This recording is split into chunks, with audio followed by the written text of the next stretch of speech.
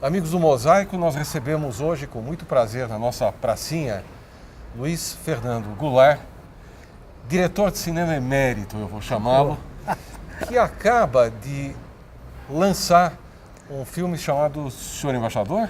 Querido Embaixador. Querido Embaixador. Querido Embaixador. E que fala de um personagem que, especialmente para a comunidade Ashkenazi, tem uma importância histórica. Trata-se do embaixador Souza Dantas, que durante o período nazista em Paris liberou mais de 1000 vistos para judeus que queriam de alguma forma escapar do nazismo contra as ordens do senhor Getúlio Vargas, tão elogiado e tal, tão insensado.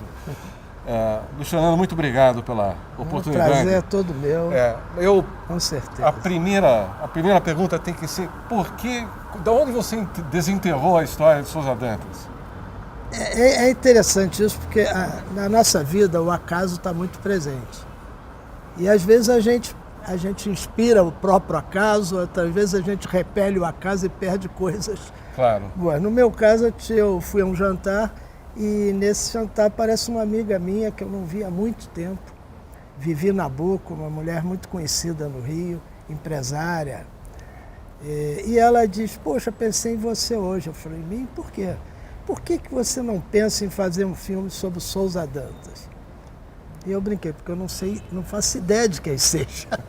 Mas se ele merecer o filme, eu quero. Ok. Ela falou, então faz o seguinte, vamos combinar que ela é muito prática.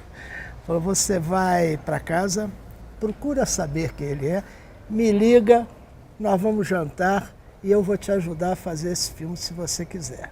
Aquilo, é lógico, para qualquer pessoa na minha profissão é uma curiosidade incrível. E eu não dormi aquela noite quando eu descobri um dos maiores. Eu descobri, aliás, a primeira referência a ele, Justiça Seja Feita, era do decano do atual decano do Supremo Tribunal Federal, Celso de Mello, que disse, durante os 500 anos, comemorações dos 500 anos do Brasil, disse, foi o maior homem nascido nesse país, maior ser humano. Aí isso já, falei, pô, se uma pessoa com um nível, o conhecimento dele me diz isso, eu quero também saber quem foi esse cara. E aí me descobri um mundo maravilhoso, que era um personagem realmente fascinante, raro na nossa história, porque ele teve uma participação internacional muito forte.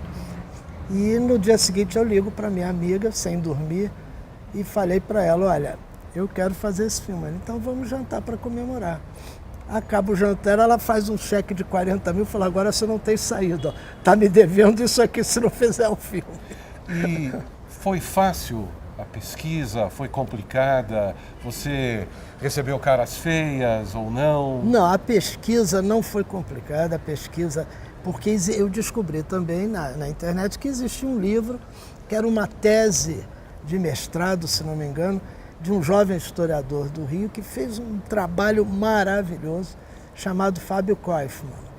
Ele pesquisou a fundo mesmo, ele não acreditava nos vistos só porque disseram, ele esteve em mãos dele, ainda tem, mais de 800 vistos garantidos. Porque ele, como o embaixador não numerava os vistos, você não sabia quantos ele deu. Podia ter dado 20 e 2 mil. Claro. Entende? Então hoje eu acho que ele deu mais de 1000, porque 800 foram achados, muitos rasgaram, outros não chegaram ao Brasil, rasgaram com medo que a guerra não estava definida, trocaram de nome, de identidade, outros jamais chegaram ao Brasil. Então eu acredito que ele deu muito mais de 1000 até. Eu suponho que foi mais de 1000, eu vou lhe dar um dado que você certamente não conhece. A família do meu pai veio com visto que Souza Dantas deu. Nossa. Então o seu sobrenome está no filme lá. Eu imagino. Quando termina o filme, eu botei a lista dos que vieram. Bom, eu espero que sim. E é incrível que as pessoas às vezes falavam, pô, vai botar essa lista, são quase 800. As pessoas, fica todo mundo, claro. Quem é da colônia judaica ou quem não é, fica procurando alguém que ele conheça que esteja lá. E qual foi a reação entre o seu relacionamento, entre os seus relacionamentos, quando você contou que você vai fazer um filme sobre Souza Dantas? Olha, eu não tive problema. Não teve problema. Com relação às pessoas para mim, que se dispuseram a me dar depoimentos, Sim. ligava a gente, dando informações. Isso foi tranquilo. Inclusive fora do Brasil também, a Fundação Raul Wallenberg imediatamente entrou em contato comigo e disse: o que você precisar que nós pudermos fazer, nós estamos dispostos. E eles, inclusive, fizeram uma entrevista que é importantíssima no filme com o Félix Hoheiri, que foi o americano, hoje americano, que tirou Nova York da falência, que chefiou a equipe. Exatamente. Então, o banqueiro. O banqueiro. Isso. Ele deu uma entrevista fantástica, entende? Onde ele expõe toda a forma que a família dele se livrou, conseguiu fugir. Ele tinha 10, 11 anos, porque eu só consegui entrevistar quem tinha 10, 11 anos na época, né? Claro. E teve uma senhora que me deu um depoimento, ela tinha 103 anos quando deu, faleceu 2 anos depois, com 105, também de uma lucidez incrível, lembrava de cada detalhe. É interessante esse filme estar saindo no momento em que nós estamos fechando a porta a refugiados, onde nós estamos fazendo de conta que o problema não é conosco. Essa insensibilidade não é, claro, uma exclusividade ou uma característica típica do brasileiro. Os americanos já tiveram seus momentos de fechar as portas, os europeus hoje estão dando lamentáveis demonstrações disso. O que você recomenda ao país? Eu vou até te lembrar uma coisa.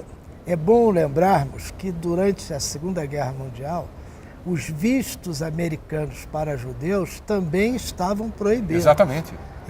Às vezes a gente pensa que aquilo era um paraíso. Não. Estavam também proibidos. Claro. Inclusive teve um episódio de um navio que o Getúlio segurou aqui. Nesse navio tinham 150 e tantos vistos de Souza Dantas, pessoas com vistos.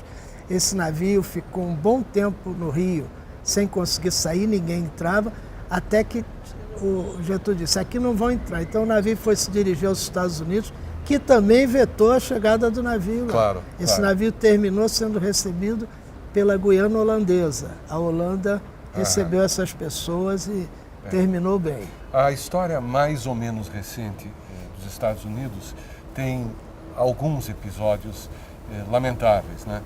Os cidadãos descendentes japoneses colocados em campos de concentração lá, a recusa de receber quem estava fugindo do nazismo e assim por diante. Mas, enfim, a gente espera, eu espero, que a história ensine alguma coisa. Pois é. Vai ensinar aos brasileiros também ou não? Eu espero que sim.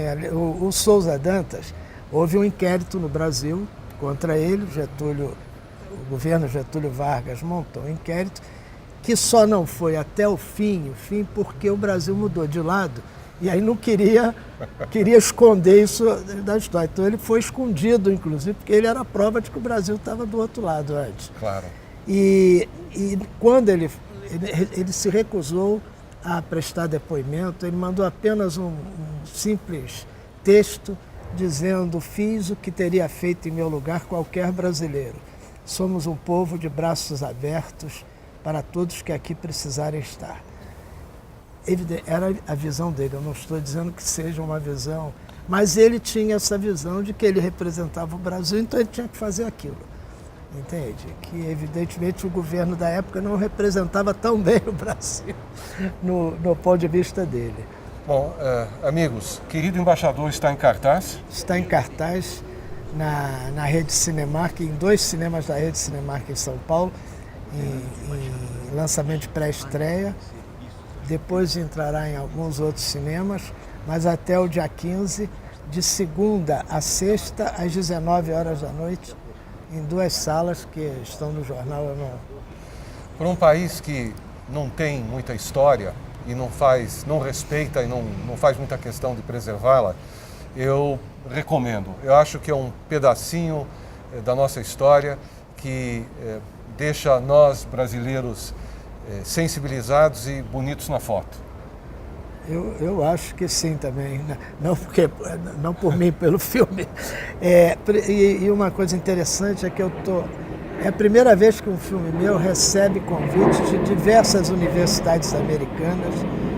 Todas as que têm estudos do Holocausto estão me convidando para mesas redondas, para debates onde se coloca a situação atual de uma tentativa de volta de alguns sentidos do nazismo no mundo. Sim. E que é a mesma situação que nós vivemos no Brasil, de alguma forma, uma certa saudade de algo que deveria ser esquecido para sempre. E eu aí fico super feliz de o filme estar colaborando até para essas discussões e estou me sentindo muito agradecido por isso, por essas universidades todas. Luiz Fernando, muito obrigado por ter dado um jeito de vir do querido Rio de Janeiro, nos dar essa entrevista. Foi um maior prazer. E eu espero que o filme seja um sucesso e que ele tenha a repercussão que ele merece. Estamos juntos. O Mosaico volta já já.